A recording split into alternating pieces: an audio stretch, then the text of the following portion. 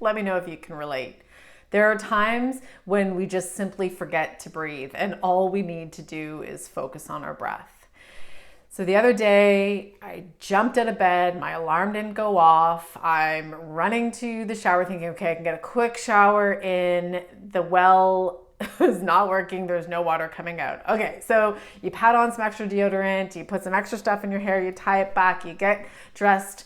The clothes that you slide on, like my pants I put on, they're like, oh, I had to stay out, took them off, tried again. And then I'm going to the kitchen realizing no lunches are made for anybody. I've got a really big meeting at work that I need to be there for, and the kids have to get on on the bus and ready to go. And everything is just not working out as planned. The dog has thrown up on the floor. There's no more milk left in the fridge, and it's just complete chaos. As you can imagine, your nervous system is overloaded, sympathetic overload for sure. The cortisol levels are high. You're just feeling the anxiety and stress, and that's how you're starting the day. I would love to give you some tips. So from my experience, that this doesn't happen on a regular basis, in order to create balance in your life, as well as give you permission to be in that level of acceptance. So the first place it starts is in the mind, right? When the mind is so busy from listening to the news all the time, pop-up ads, Facebook, your phone's dinging with distractions. There's so many open loops in your life, and you're just not enough time. You're constantly like a hamster on the wheel, running. Well, the simple answer to this is to slow down and meditate. Meditation actually trains the mind to focus on the moment instead of worrying about the past or what the future could hold. There are some awesome apps out there, Headspace, Calm, Breathe, Insight Timer, which really can help someone meditate. I know for me, when I first thought, oh, there's no way I can meditate, I can't even stop thinking, or I don't even have time to do that. Well, these were really great tools to help me and hold me accountable for that. So the best time to meditate is first thing in the morning, so that you can start your day not like jumping out of bed, the alarm clock's not working. So my day starts with this nice, really gentle musical tone that comes out from the phone. Actually, you can choose that. I put on airplane mode, so it's not the first thing I see. But it's a nice tone. It wakes me up in this really nice tone. And then I go and I sit for 5 minutes. And the 5 minutes doesn't have to be a crazy amount of time. Everyone has 5 minutes. At first I thought, there's no way I can't spend an hour meditating. But 5 minutes is great because it can get you feeling and focusing in your mind so that you can have a productive, stress-free day. So the first minute is just focusing on deep breath, like really take a breath in for 4 seconds and breathe out for 4 seconds, and just be doing that continuously. The next phase of the meditation, minute 2, could be just finding your natural breath, where you're not counting how many breaths are in and out, you're just breathing naturally. The third minute is just focusing on your breath. Whatever thoughts come into your head, it's kind of like, cars passing by on the road. You just kind of watch them go by and thank them for coming in. And the fourth minute is simply just relaxing, just being. And the fifth minute is giving thanks, to taking some time to just be really thankful for all the things that are in your life and allowing you to be who you are.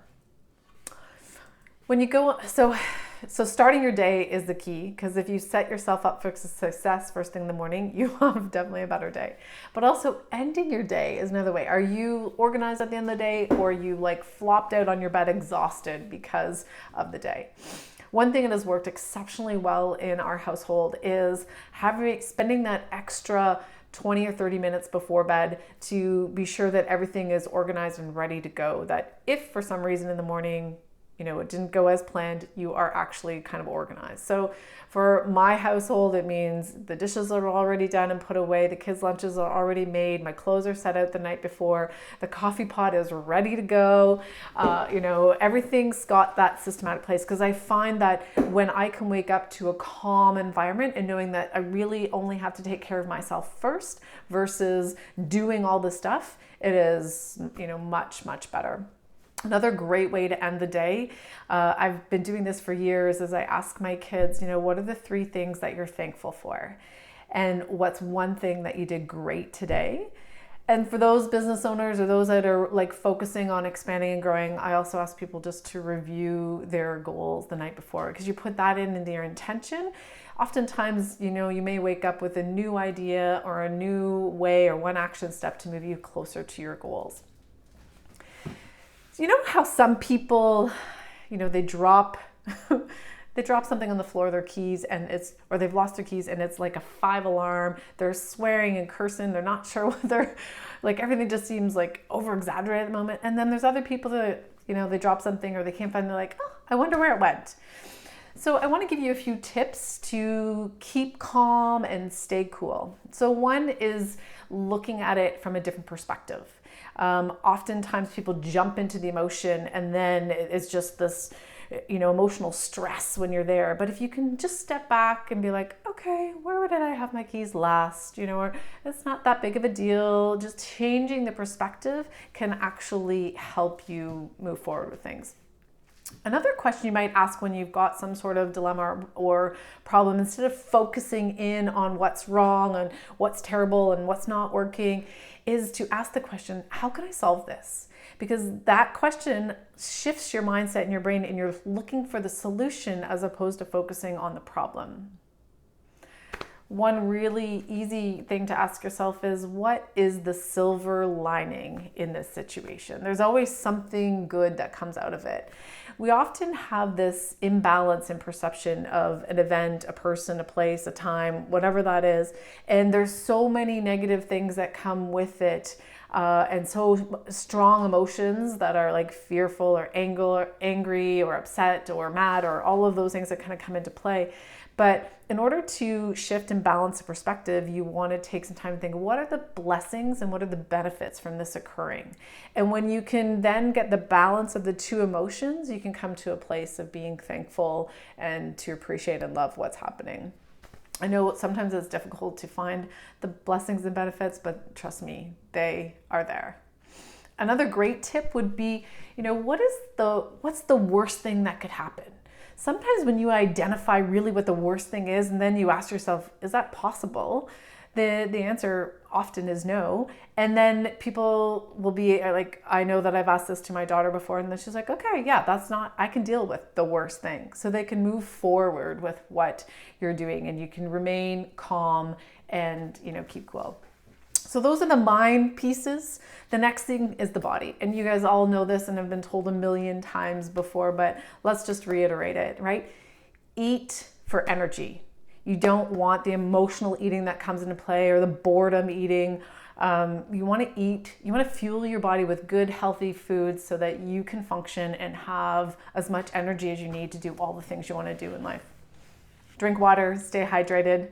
Number one thing. It also creates more mental clarity, but it allows your body to feel good and sleep well. Sleep, that's another key component. One thing I've really suggested for my daughter, actually, she, when she gets into those stressful states and being in high school with the girl drama, and then the how much pressure she puts on herself for doing really well, I asked her to use this. We use Meg James on Insight Timer, and it's relaxation into deep sleep. And this meditation you can put on, you can have your phone on airplane mode, and it plays, and it just guides you through. I personally never make it to the end, but it is one way to really, slow yourself down so you can have a good night's sleep, because sleep is an essential part of creating body balance. Exercise, weights, cardio, all of those things, just getting out and moving your body, and stretching. Stretching is like one of the number one things to keep yourself healthy as well as feeling younger. Limit your screen time, right? If you wake up and you're diving into your phone right away and answering emails, that's not the best way to wake up your mind and your body. The best way is, through a little bit of quiet time meditation, focusing on your breath and then moving your body. But select specific times for your emails, your Facebook posts, your time to stream, all of those things. If you actually put specific time out there, that's going to be much more helpful. One thing I think that a lot of people forget about is me time. When I used to create my schedule, I'd actually put a block in there that said doty time. And it was the time that I could do anything I wanted with zero guilt involved in doing it. So I really want you to find out whether it's going for a walk, having a massage, having a pedicure, doing some work. Sometimes I like doing laundry or painting or something like that that allows me to listen to an audiobook and do something at the same time. But there was just no guilt or strings attached. So make sure you've got enough me time scheduled into your day. Now, most of us are exceptionally amazing at beating ourselves up. And one of the biggest things I think that we need to do is to give ourselves permission to make mistakes, to not be performing at 100% all the time. Being okay with things can make a big difference in that level of acceptance. Oftentimes we're just push. We're pushing that rock up the hill all the time.